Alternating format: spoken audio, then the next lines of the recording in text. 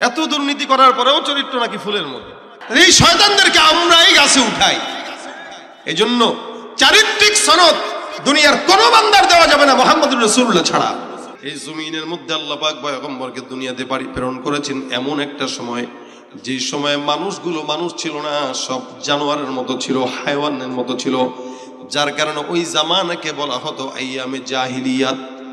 মূর্খতার সমাজ আমার পয়গম্বরকে আমার আল্লাহ পাক দুনিয়াতে প্রেরণ করেছে। আমার নবী পয়গম্বর দুনিয়াতে আসছে 40 বছর পর্যন্ত পয়গম্বর কাউকে দাওয়াত দেয় নাই। 40 বছরের পর দাওয়াত দিলেন, যখন নাকি আখলাকের দাওয়াত দিলেন, সুন্নাহর দাওয়াত দিলেন, কোরআনের দাওয়াত দিলেন, এক আল্লাহকে দাওয়াত দিলেন, সমস্ত কাফের বেঈমানরা আমার পয়গম্বরকে পাগল বলা শুরু করলো। অথচ 40 বছর পর্যন্ত রাসূলকে একটা নামে রাখতো, সেই নামটা কি জানেন নাকি?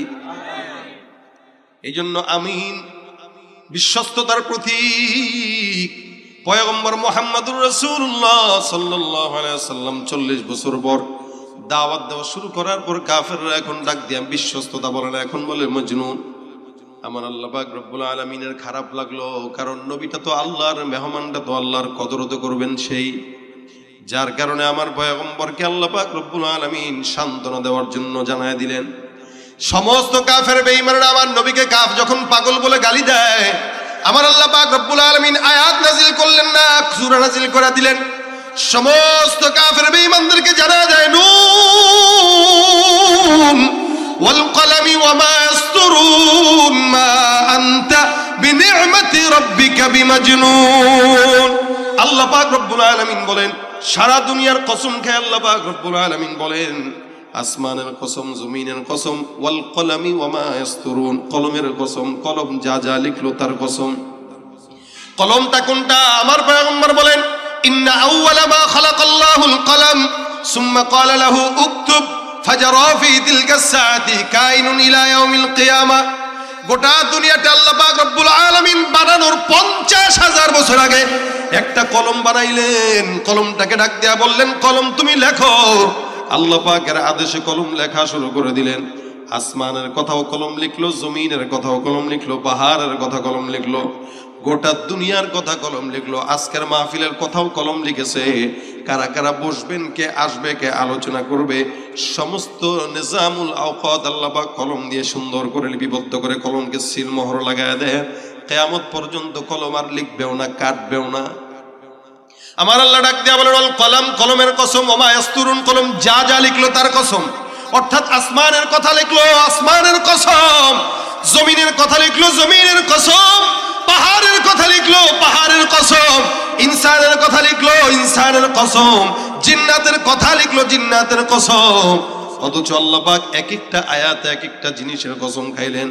কখনো বলেন ওয়াশ-শামসি ওয়া দুহাহা ওয়াল কমারি ইযা তালাহা ওয়ান নাহারি ইযা জাল্লাহা ওয়াল লাইলি ইযা ইয়াগশাহা ওয়াস সামাই ওয়া মা বানাহা ওয়াল আরদি ওয়া মা তুহাহা ওয়া নাফসিন ওয়া মা সাওয়াহা।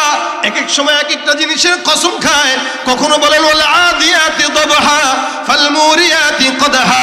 কখনো বলেন ইদা আল্লাহ পাক কখনো ডাক দিয়া বলেন ওয়াল আদিয়াতি দাবহা, কখনো বলেন ওয়াদ দুহা ওয়াল লাইলি ইযা সাজা। আল্লাহ পাক এক একটা জিনিসের এক একটা কসম আল্লাহ পাক সময়ে সময়ে খাইলেন। এই জায়গাটায় এসে একসঙ্গে গোটা বিশ্বের কসম খান কেন? বলে আমার পয়গম্বরকে গোটা দুনিয়ার কাফের বেঈমানরা পাগল বলে, তাদের জবাব দেওয়ার জন্য আমি গোটা দুনিয়ার কসম খেয়ে বললাম, আমার নবীকে যারা পাগল বলে তারা পাগল, তাদের বাপদাদা 14 গোষ্ঠী পাগল, আমার নবী কোনোদিন পাগল না। আল্লাহ পাক ডাক দিয়া বলেন, মা আনতা বিনি'মাতি রাব্বিকা বিমাজনুন। এ পয়গম্বর, আপনি আপনার রবের দয়ায় পাগল না। আপনাকে যারা বলে তারা কি? কথা কোন? যারা পাগল বলে তারা কি? গোটা দুনিয়া দেখবে। আল্লাহ বলেন, ফাসাতুবসিরু ওয়া ইউবসিরুন বিআইয়িকুমুল মাফতুন। হে নবী, জমিনের মধ্যে যারা আপনাকে পাগল বলে গোটা বিশ্ববাসী দেখবে, গোটা দুনিয়া দেখবে। অতীতে যারা পাগল বলেছে এই গোটা দুনিয়া সাক্ষী। এদের পাগল, এদের বাপদাদারা পাগল, এদের 14 গোষ্ঠী পাগল। এই দুনিয়ার মধ্যে বলেন তো, আবু জাহেল পাগল বললো, উতবা পাগল বললো, সাইবা পাগল বললো, একটারও কোনো নাম নিশানা আছে নাকি? আবু জাহেলের নামে কেউ আছে এখানে? দাদার নাম আছে কারো? নাই। তার নামটা আবু জাহেল ছিল না, আবুল হেকাম ছিল। ওখান থেকে আবু জাহেল হয়ে গেছে।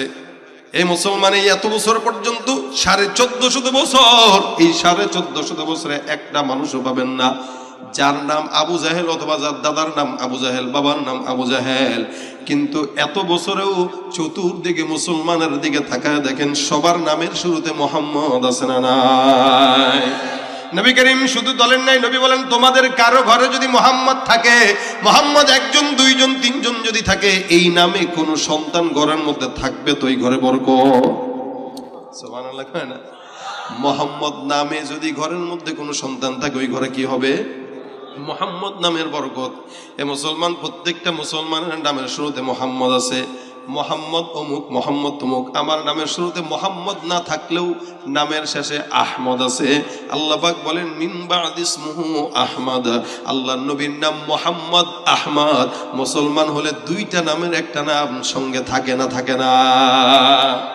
এ ভাইরা আমার, আর আবু জাহেলের দিকে তাকায় দেখেন, নাম নিশানা তো নাই, বাসা বাড়িও নাই। যেখানে বাসা ছিল ওই জায়গাটা এখন হাজী সাহেবদের টয়লেট হয়ে গেছে। হাজী সাহেবরা যায় যে আগে খুঁজে কোন জায়গায় আবু জাহেলের বাসা একটু নিকৈশা করা যায়। আমি 2 বছর আগে একবার তাওয়াফ করে বের হইতেছিলাম, এক মুরব্বী আমার দেখে কয়, বাজান আবু জাহেলের বাসা কোনটা? আমি কই কাকা আবু জাহেলের বাসা খুঁজেন, চাপ লাগছে নাকি? কয় বাবারে বহুত কষ্ট করে চাপায় রাখছি, ওর বাসায় ছাড়বো আজকে নিয়ত এটা। আমি তাহলে দৌড়াম তাড়াতাড়ি। দেখেন আল্লাহ কয় তুই আমার হাবিবের নাম মিটাই দিবি, তোর নাম তো মিটবেই, তোর বাসা পর্যন্ত মুসলমানের টয়লেটে বানায় দেব। এটা আমার পয়গম্বরের সম্মান, এটা আমার পয়গম্বরের শত্রুদের অবস্থা। গোটা দুনিয়ার মানুষ যারা আছে নামের আগে মোহাম্মদ, নামের পরে আহমদ। এটা আমার পয়গম্বরের মর্যাদা টিকায় রাখতে যে আল্লাহ গুনার দুনিয়ার মানুষদেরকে জানায় দিয়েছেন, দেখ শুনে রাখ, যারা আমার নবীকে কষ্ট দিছে এদের নাম নিশা নাই, এদের নাম ঠিকানাও নাই, এদের বাড়িও নাই, এদের বংশও নাই। আমি আল্লাহ পাক সবগুলোর ধ্বংস করে দিলাম। যার কারণে আমেরিকার প্রেসিডেন্টটাও নিজের নামটা আবু জাহেল রাখে না, অন্য কিছু রাখছে। কি বলেন? এই মুসলমান যত বড় কাফের ইহুদি নাসারাও, কোন ইহুদি নাসারার মারাও এই নামটা রাখে না, কারণ জানে এটা খারাপ নাম। আর মুসলমানের নাম জানা না থাকলে আরব দেশে যায় দেখবেন যে কোনো মুসলমান ভাইদেরকে ডাক দেয় কি বলে, ইয়া মোহাম্মদ, ইয়া মোহাম্মদ। কেন? আর কিছু না হোক, মোহাম্মদ তো আছে। সুবহানাল্লাহ কয় না রে? এটা আমার পয়গম্বরের সম্মান, মর্যাদার দিক থেকে আমার নবী কত উপরে, যার কারণে আল্লাহ বলেন ওয়া ইন্না লাকা লাআজরান গায়রা মামনুন, নিরবিচ্ছিন্ন নিয়ামত আমি পয়গম্বর তোমার ভিতরে দিলাম। যার কারণে আমার নবী ডাক দিয়ে বলেন সমস্ত নবীদের পরে নবী আমি দুনিয়াতে আসলাম, কিন্তু আল্লাহ পাক আমাকে তখন থেকে নবী বানান যখন আদম পয়গম্বর নবীও হয় নাই। আদম যখন নবী নাই, আমাকে আল্লাহ পাক নবী বলে সম্বোধন করেছেন। আদম এখনো নাই, এখনো আমি নবী। দুনিয়াতে অন্যান্য নবীরা যতদিন দুনিয়াতে ছিল ততদিন নবীর উম্মতরা ছিল, কিতাব ছিল। আর আমার পয়গম্বর দুনিয়াতে থাকার আগেও উম্মত ছিল, দুনিয়ার থেকে যাওয়ার পরেও উম্মত আছে না নাই? নবী না থাকলেও কোরআন আছে, নবী না থাকলেও উম্মত আছে, কিয়ামত পর্যন্ত থাকবে কি থাকবে না? এ ভাইরা আমার, এটাই হলো আমার পয়গম্বর। আল্লাহ বলেন নিয়ামত আমি আল্লাহ পাক রব্বুল আলামিন দিলাম। সুতরাং এই নিয়ামতকে কেউ যদি না চিনে সে মুসলমান না ভণ্ড। জোরে কোন মুসলমান না ভণ্ড? মনে রাখতে হবে, বিশ্বের মুনাফিক কাফের নাস্তিক মুরতাদদের মনে রাখা উচিত, এই বিশ্বের বুকে, গোটা দুনিয়ার বুকে ইহুদি নাসারা যদি মনে করে মুসলমানরা দুর্বল, এটা ভুল ধারণা। আমাদের দেশের সব মুসলমানরা নামাজ না পড়লেও, দাড়ি না রাখলেও, ঠিক মতো ঈমান আমল না থাকলেও আল্লাহর নবীকে একটা গালি দিয়া দেখেন তো জিহ্বাটা ভিতরে থাকবে না। আমার আল্লাহ বলেন খবরদার এ কাফের, এ নাস্তিক, এ নবীর দুশমন, তোমরা আমার পয়গম্বরের ব্যাপারে সতর্ক থাকো। কারণ কি আমি আল্লাহ পাক রব্বুল আলামিন ঘোষণা করলাম ইন্না কাফাইনাকাল মুস্তাহজিইন। এ পয়গম্বর, আপনি নবীকে যারা ঠাট্টা করে আমি আল্লাহ তাদের জন্য একাই যথেষ্ট। আমার পয়গম্বরকে যারা গালি দেয় তাদের জন্য যথেষ্ট কে? আমার আল্লাহ পাক তাদের জন্য একা যথেষ্ট হয়। সুতরাং আপনি নবীর উম্মত দাবি করবেন, নবীকে কেউ আঘাত দিলে গায়ে লাগবে না, নবীকে কেউ গালি দিলে গায়ে লাগবে না। আমি বলবো আপনি উম্মত দাবি করতে পারেন ঠিকই, উম্মত হতে পারেন নাই। আপনি উম্মত দাবি করতে পারেন, কিন্তু আপনি উম্মত নামের কলঙ্ক, বেঈমান, মুনাফিক, ভণ্ড, ঠিক কিনা? তুমি নবীর উম্মত দাবি করো সুন্নাহ মানো না, নবীর অপমানে তোমার হৃদয় কাঁদে না। নবীর উম্মত দাবি করো সুন্নাহ মানো না, নবীর অপমানে তোমার হৃদয় কাঁদে না। তুমি বিজাতীয় সংস্কৃতিতে সপেছো পরাণ, তুমি বিজাতীয় সংস্কৃতিতে সপেছো পরাণ। তুমি কেমন মুসলমান? তাকায় দেখেন যুবকদের চুলের ভিতরে স্টাইল দিছে মেসির স্টাইল। হ্যাঁ, এদিক দিয়ে কাটা, এদিক দিয়ে চোখা আছে না, উপর দিয়ে কি এরকম খারাপ স্মৃতিসৌধ। স্মৃতিসৌধ যেরকম এমনি যে এমনি চোখা উঠছে, আমাদের যুবকদের চুল এরকম যে এরকম চোখা উঠে। কার মতো রাখছস? জানি না। ওই যে দেখছে সেলুনে যায় কোনো ইহুদি নাসারার চুল, ওইটার মতো রেখে দিছে। যদি জিজ্ঞাসা করি কার সাথে জান্নাতে যেতে চাও, কয় নবীর সঙ্গে। এত সোজানা পিঠে টেঙ্গি ভাঙবে। তুমি মুসলমান দাবি করবা, ইহুদির মতো রাখবা। এক সাহাবী পয়গম্বরের কাছে এসে ডাক দিয়া কয়, হুজুর জান্নাতে যাব কিনা জানি না, কারণ আমল নাই। আবু বকরের মতো আমল করতে পারি নাই, ওমরের মতো আমল করতে পারি নাই। ইয়া রাসূলুল্লাহ, কিন্তু আমার দিলের ভিতরে আপনার মহব্বত আছে, আল্লাহর মহব্বত আছে। রাসূল আমি জানি না আমি জান্নাতে যাব কিনা। আল্লাহর নবী ডাক দিয়া বলেন, ইন্নাকা মা'মান আহবাবতা, তোমার সঙ্গে যার মহব্বত থাকবে, তোমার মহব্বত যার সঙ্গে থাকবে, আমার আল্লাহ পাক রব্বুল আলামিন তোমাকে তার সঙ্গেই জান্নাত দিবে। যদি মুহাম্মদের মহব্বত তোমার অন্তরে থাকে, অবশ্যই মুহাম্মদুর রাসূলুল্লাহর সঙ্গে জান্নাতে যাবা। এন্ড সেটার জন্য তো শরীরে আলামত প্রকাশ পাওয়া লাগবে। আপনি উম্মত দাবি করেন, চুল রাখছেন ইহুদি নাসারার মতো, প্যান্ট পরে 14 জায়গায় ছিঁড়া আর জোড়াতালি আসেনি এলাকায়। এখানে হাটের ভিতরে ছিঁড়া, রানের ভিতরে ছিঁড়া, পিছনেও ছিঁড়া। দেখলে মনে হয় হুন্ডা অ্যাক্সিডেন্ট করে পায়জামা ছিঁড়ে গেছে। গ্রামগঞ্জে ওই পায়জামা পরে যখন যায়, চাচি কয়, কিরে বাবা ছিঁড়ছস কোন জায়গায়, অ্যাক্সিডেন্ট করছস কোথায়? কয় কিসের অ্যাক্সিডেন্ট? এই রানের ভিতরে ছিঁড়ে আছে, হাঁটুতে ছিঁড়ে আছে। কয় চাচি বুঝবেন না, এটা অ্যাক্সিডেন্ট নয়, এটা হলো আধুনিকতা। এটা কিনছে কোন জায়গা থেকে? কয় বসুন্ধরা সিঁড়ি থেকে। কয় টাকা দিয়ে? কয় 4000 টাকা দিয়ে। আল্লাহ কয় তুই টাকা কামাইতে পারবি, লেকিন কাপড় পরতে পারবি না, ন্যাংটা থাকবি। মনে রাখবেন, টাকা থাকলেই খাওয়া যায় না, পরা যায় না। টাকা থাকার কারণে এক সময় মানুষ না থাকার কারণে সিরা প্যান্ট পরতো, এখন বেশি টাকার গরমে সিরা প্যান্ট পরে, ঠিক কিনা ভাইরা আমার? এটা আখলাকে নববী না, এটা নবীর উম্মত দাবি করে অন্যদের আখলাক মানা মানে এটা ভণ্ডামি ছাড়া কিচ্ছু না, ঠিক কিনা? এ ভাইরা আমার, আখলাকে নববী কি? রাসূলের চরিত্র। আখলাক হলো 3 প্রকার। 1 নম্বর খুলুকে হাসান, 2 নম্বর খুলুকে করিম, 3 নম্বর খুলুকে আজিম। এই ফলাফান, এই তোমাদের চুল এরকম, তোমরা আবার উঠতেছো, হ্যাঁ বুঝছে না? দেখছেন নি চুলের ডিজাইন কিসে গেল? পোলাপান মানুষ বুঝে তো না, আসলে বুঝেনি এরা। এদের যে কেন রাখছো সে নিজেই জানে না। একটু ভাই বলেন তো, যারা এভাবে চুল রাখে, আয়নার সামনে দাঁড়া করা যদি জিজ্ঞাসা করেন তোরে কেমন লাগে, ভাই সত্যি করে বলেন, ভদ্র মানুষ এলে বলবে তোরে টাউট বাটপারের মতো লাগে। এটা ভদ্র মানুষের জবাব। আর তার মতো যদি মিলে বলে, হ্যাঁ সেই লাগে বেটা, সেই কালার কর, টিয়ার কালার দিস, ঘোড়ার চুলের কালার দিস। কিন্তু ভদ্র মানুষ দেখলে কি বলবে? বাটপার, এটা টাউট, এটা হইলো হিরঞ্চি, মানে যত খারাপ শব্দ আছে এগুলোই ব্যবহার করবে। ভদ্র ছেলেরা কোনোদিন এভাবে চুল রাখে? আমাদের যুবকরা না বুঝে রাখতেছে। এই জন্য বলতেছি, খবরদার, রাসূলের সাথে জান্নাতে যেতে চাও তো চুলের ডিজাইন রাসূলের মতো রাখো, পোশাক নবীর মতো রাখো। বলতে পারবা যে আল্লাহ আমার কাছে আমল না থাকলেও তোমার হাবিবের লেবাস আছে, এই উসিলা জান্নাত দিয়ে দেবে ইনশাআল্লাহ। আরে ভাই, মাঝে মাঝে তো মিল দিতে হয়। চোরেও দেখবেন মসজিদে জুতা চুরি করতে গেলে মুসল্লির বেশে চুরি করতে যায়। চোরেও বুঝে যেখানে চোরের স্রোতে যাওয়া যাবে। কথা মনে আপনারা বুঝেন না, চোরেও বুঝে এটা। তা আপনি কেন এই বেশ ধরেন বলেন? আপনি বুঝেন না এটা যে কিয়ামতের ময়দানে আল্লাহ পাক অনেক বান্দাকে সুরাত দেখে দেখে জান্নাত দিয়ে দিবেন। দেখো কার মতো দেখায়। যদি দেখে দাড়ি টাড়ি নাই, বলবেন এটা ট্রাম্পের মতো লাগতেছে। ট্রাম্পের চিনেন না? চেনার দরকার নাই, আপনারা গরিব মানুষ। আর যদি দেখে দাঁড়িয়ে আছে, সুন্নতি লেবাস আছে, কার মতো? আল্লাহর রাসূলের মতো দেখা যায়। নবী করিম সাল্লাল্লাহু আলাইহি ওয়াসাল্লামের মতো যার চেহারা মিল হয়ে যাবে, তো আমল যেমন দুর্বল হোক আর না হোক, এটা রাসূলের সাথে জান্নাত দিয়ে দাও বাস। तेरे महबूब की यारब शबाहत लेके आया हो। तेरे महबूब की अरब शबात लेके आया हो, हकीकत उसको तू कर दे, मैं तो सूरत लेके आया हो, न अजमत लेके आया हो, न शौकत लेके आया हो, मोहब्बत लेके आया हो, मोहब्बत लेके आया हो।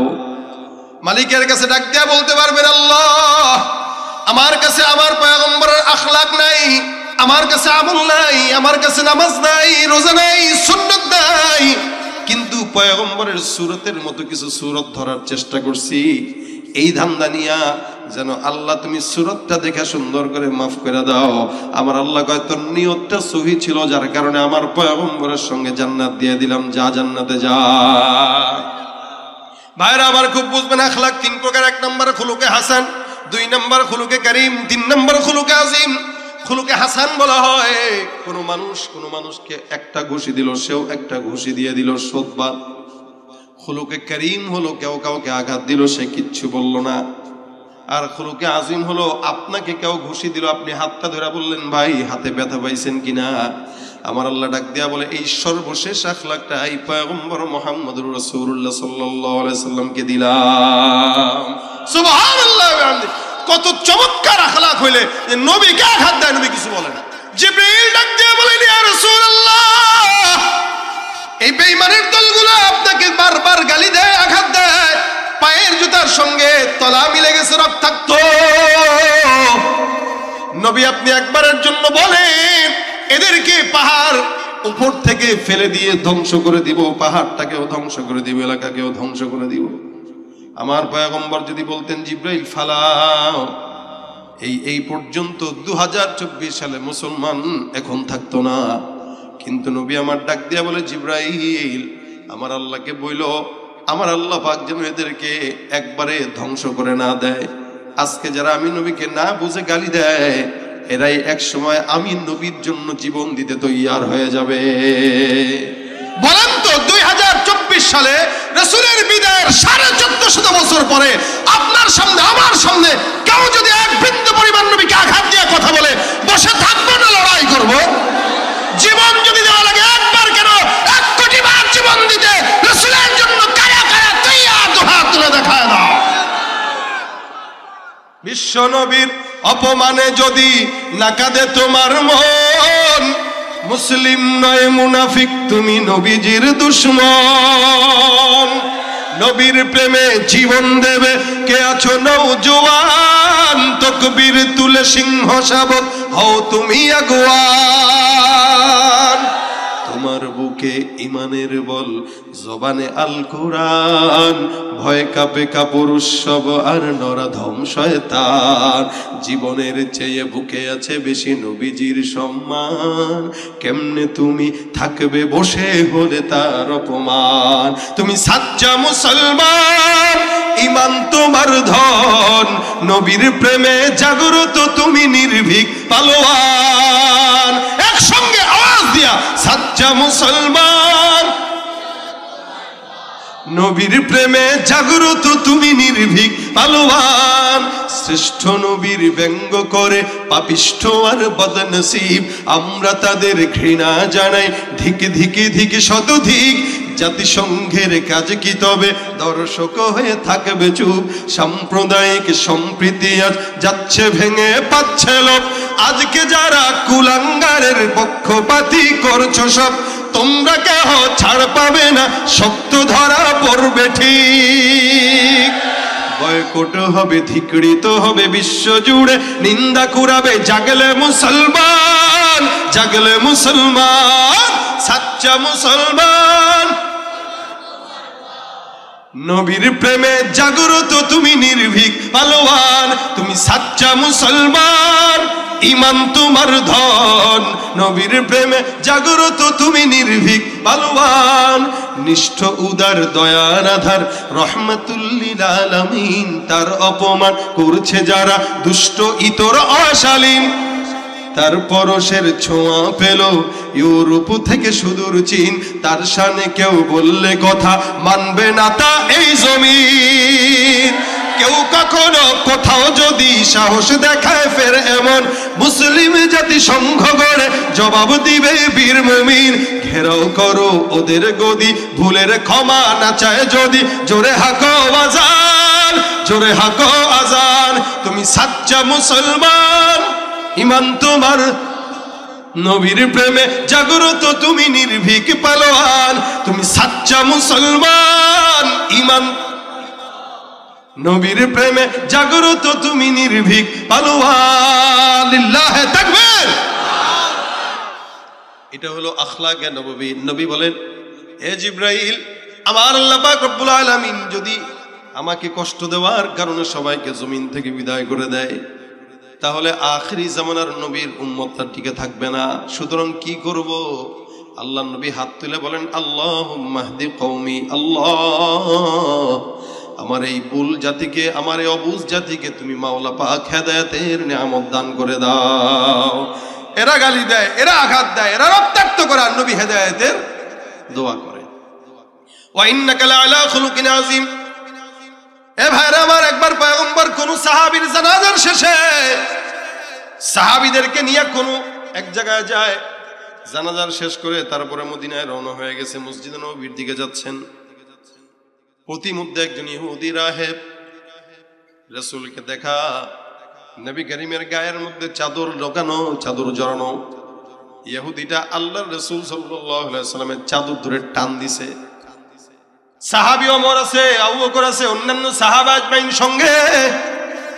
নবী ডাক দিয়া কয়, কি ব্যাপার, চাদর ধরলা কেন? ইহুদি চাদর ধরে টান দেয়, ডাক দিয়া কয়, মুহাম্মদ, তোমার 14 গোষ্ঠীর অবস্থা আমি জানি, সবার অবস্থা এরকম, তোমাদের জবানের কোনো ঠিক থাকে না। নাউজুবিল্লাহ। ইহুদি বলতেছে, তোমাদের জবানের কোনো ঠিক নাই, বলো একটা করো একটা, লেনদেনও ঠিক নাই। নাউজুবিল্লাহ। অথচ সারা দুনিয়াবাসী জানতো, আরববাসী জানতো মুহাম্মদ হলো বিশ্ব ব্যাংক, তার কাছে টাকা রাখলে টাকার কোনো হেরফের হয়। আর ইহুদি ডাক দেয়া কয়, মুহাম্মদ, তোমার কাছ থেকে আমি কিছু টাকা পাই, এই টাকাগুলো দেওয়ার কথা, ডেট কবে চলে গেছে, তুমি এখনো দাও নাই। অথচ রাসূলের কাছে টাকা যে পায়, ডেট এখনো আসেই নাই। ডেট আসার আগে পয়গম্বরের সামনে যায়, টাকা দাও। ওমর এই আচরণ দেখে ডাক দেয়া কয়, ইয়া রাসূলুল্লাহ, অনুমতি দেন, তরবারিটা বের করি আর কল্লাটা ফালায় দেই। কিছু কিছু সাহাবী একদম মেজাজটা ছিল গরম, ওমরের মেজাজ ছিল গরম, কোনো উল্টা পাল্টা সহ্য করতো না, নগদে ফেলে দিত। আল্লাহ রাসূল সাল্লাল্লাহু আলাইহি ওয়াসাল্লামকে ওমর রাদিয়াল্লাহু তাআলা আনহু বললেন, ওমর তরবারিটা বের করে সঙ্গে সঙ্গে এখানে রাখলেন। নবী ওমরকে ধমক দিয়া ডাক দেয়া বলতেছেন, ওমর তরবারিটা খাপের মধ্যে ঢুকাও, খবরদার আর এক বিন্দু যেন কথা না বাড়ায়। ইহুদিকে আল্লাহ রাসূল ডাক দেয়া বলতেছেন, ইহুদি, তোমার টাকা আমি আজকে দিয়ে দেব, টেনশনের কারণ নাই। ওমরকে আল্লাহ রাসূল সাল্লাল্লাহু আলাইহি ওয়াসাল্লাম বলেন, ওমর, এখনই এই ইহুদির টাকাগুলো সব শোধ করবা। শুধু শোধই করবা না, তুমি যে তাকে জীবনের হুমকি দিলা, এই হুমকির কাফফারা হিসেবে 32 কেজি খেজুর বেশি দান করবা। সুবহানাল্লাহ। 32 কেজি খেজুর বেশি দান করবা। ওমর ডাক দিয়া বলতেছেন, হুজুর, 32 কেজি খেজুর বাড়তি কেন দিব? লোকটা আপনার সঙ্গে খারাপ ব্যবহার করলো, আপনার সঙ্গে উল্টা পাল্টা করলো, সাহাবী হিসেবে আমরা তার বিচার করবো, এটাই তো স্বাভাবিক। আল্লাহর নবী ডাক দেয়া বলেন, ওমর রে, না না, এটা স্বাভাবিক না। শেষ নবীর এটাই আখলাক, যদি কেউ খারাপ ব্যবহার করে তার সঙ্গে ভালো ব্যবহার করবে, কেউ যদি অকল্যাণ চায় তার কল্যাণকামী হয়ে যাবে। সুতরাং আমি পয়গম্বরের সঙ্গে সে খারাপ ব্যবহার করছে, নবী হিসেবে আমি তার কল্যাণকামী দেব, এটাই আমার গুণ। আমি তাকে মাফ করে দিলাম, তুমিও তাকে মাফ করে দিবা। তবে খবরদার মনে রাখবা, তাকে যে জানের হুমকি দিলা, এটার কাফফারা স্বরূপ 32 কেজি খেজুর তাকে বাড়ায় দিয়া দিবা। সাহাবী ওমর রাদিয়াল্লাহু তাআলা সুন্দর করে লেনদেন সব ক্লিয়ার করে রওনা হয়ে গেল তার বাসায়। আরো বাড়তি 32 কেজি খেজুর নিয়ে যায়। যাওয়ার পরে ডাক দেয়া বলতেছে, ইহুদি, এই যে তোমার টাকা পয়গম্বরের তরফ থেকে নিয়ে আসলাম, এতটুকু টাকা পাইতে, এটা তোমার পয়গম্বরের সঙ্গে লেনদেন শোধ? বলে হ্যাঁ। বাকি 32 কেজি এই 20 খেজুর পয়গম্বরের সাহাবী ওমর ওই ইহুদির হাতে দিয়া বলতেছেন, এটা আরো বাড়তি। ইহুদি ডাক দিয়া কয়, বাড়তি কেন দাও?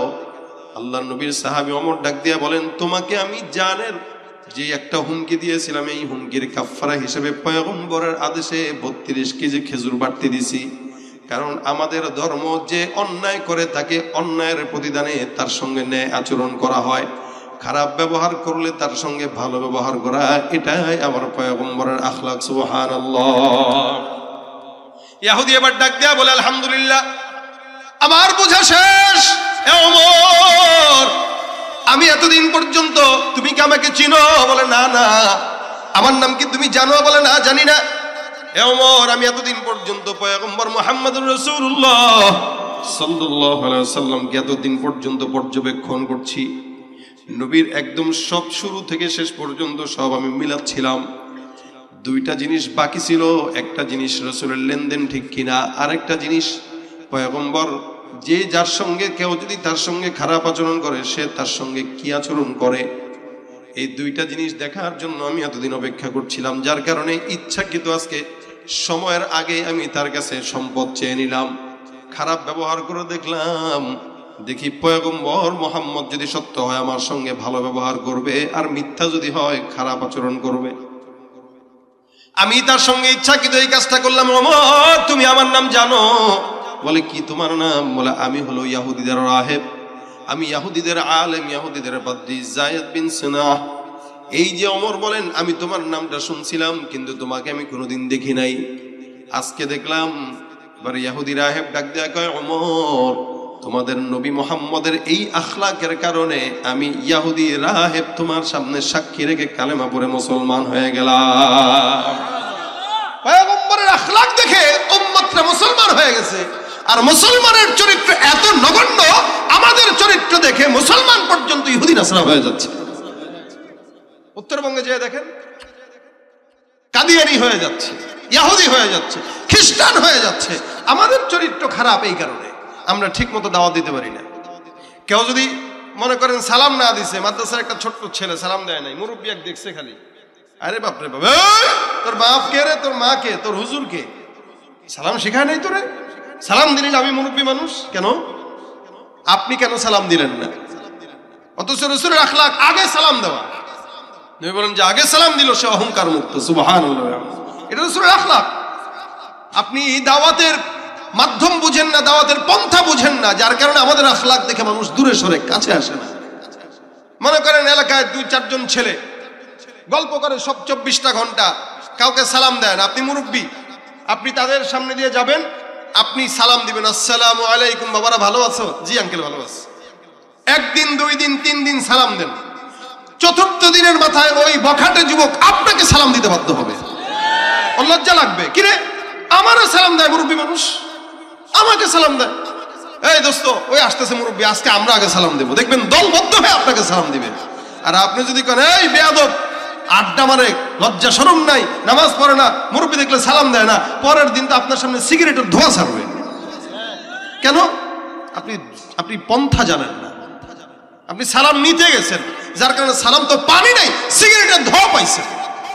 নবীর মতো আখলাকে নবী দিয়া সালাম আগে দেন, আপনার অহংকার মুক্ত হবে। মানুষ বইলে বেড়াবে যে আল্লাহু আকবার, কত বড় মানুষ, কত বড় বুজুর্গ, কত বড় আল্লাহওয়ালা হইলে সবাই আগে সালাম দেয়। এটা আখলাকে নবী। ভাইরা আমার, একদিন দেখেন, ঘটনা বলে শেষ করতে যাচ্ছি, দেখেন আপনারা বুঝেন রাসূলের আখলাকটা কি। আমাদের আখলাক ওরকম নেওয়া উচিত।